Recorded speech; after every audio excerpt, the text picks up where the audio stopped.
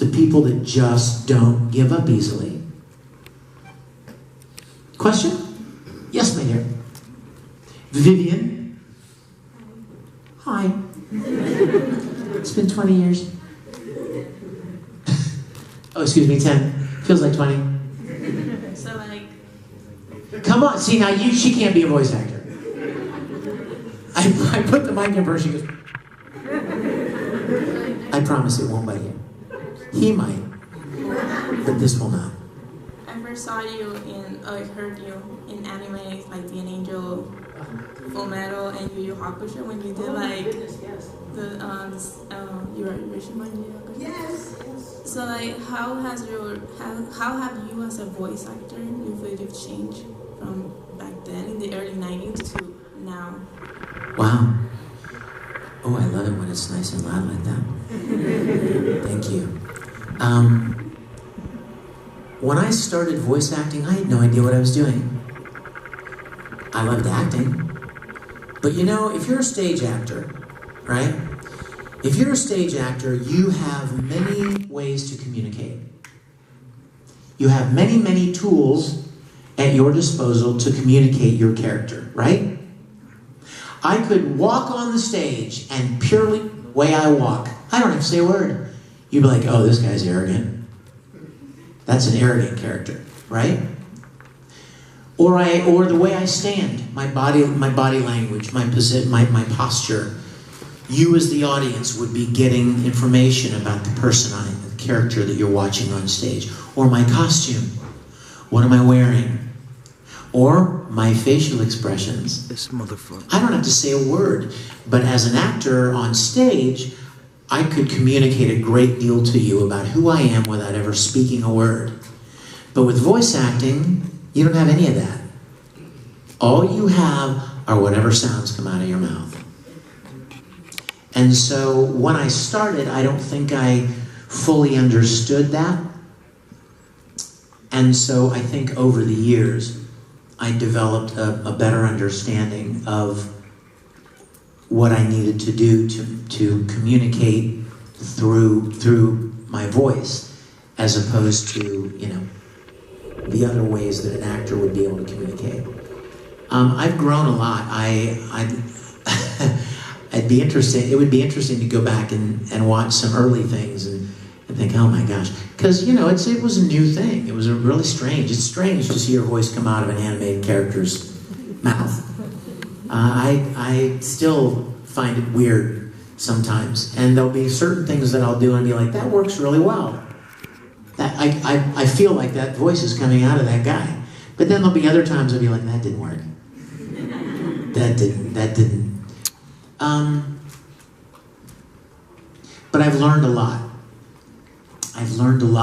And I'll give you a nice little example. I started, years ago, I started looking for anything in the visual that the character was doing that I could incorporate into the way I delivered a line of dialogue. For instance, if my character, let's say Tamaki from Oran High School, is sitting in his big, comfy, kingly chair at the host club, long live the poor, right? And he's sitting at the chair, and he's resting comfortably, and then he's supposed to say a line, and he stands up as he's saying the line, and he says, Haruhi, from now on, you're going to be the host club's dog. Okay?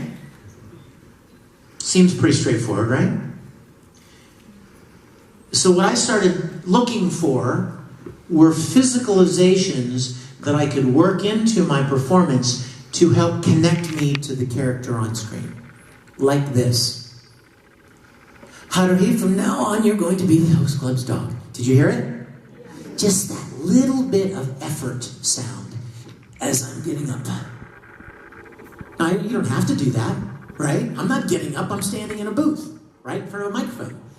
But you do things like that to help tie the vocal to the picture. And it's little teeny things like that that I think work pretty well. There's a funny story. You've probably all heard the donut story before.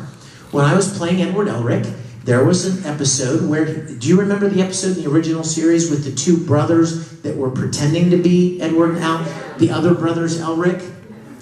Yeah, Fletcher and Russell Tringham. So Ed now come into this town, right? And they're like, who are you? We're the Full Metal Alchemists. He's like, no, you're not. Those kids are.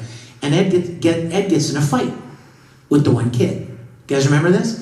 And they're fighting. And the guy punches Ed in the face.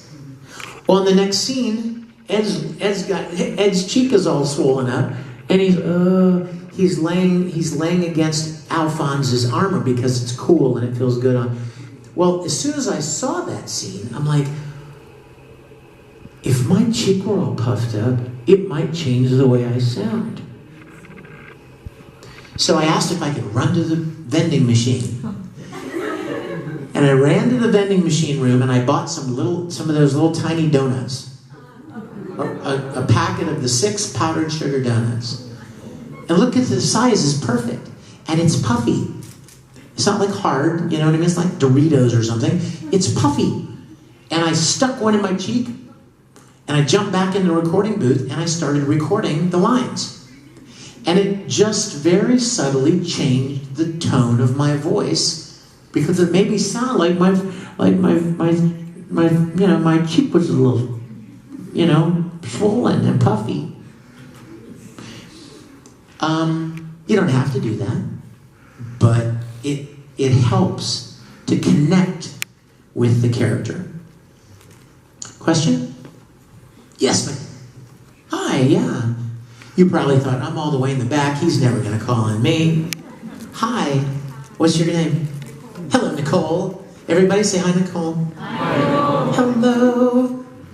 What's your question, commoner? My question is, out of all the voice characters you've done, which one's your favorite? Out of all my characters, which one's the favorite? Probably Ed. I love that little pipsqueak. But Tamaki is a very close second place. I love those two are my favorites. And which one was the hardest? Probably, oh my gosh, look. That's the very first episode of the first. Oh my gosh, I even know what this is.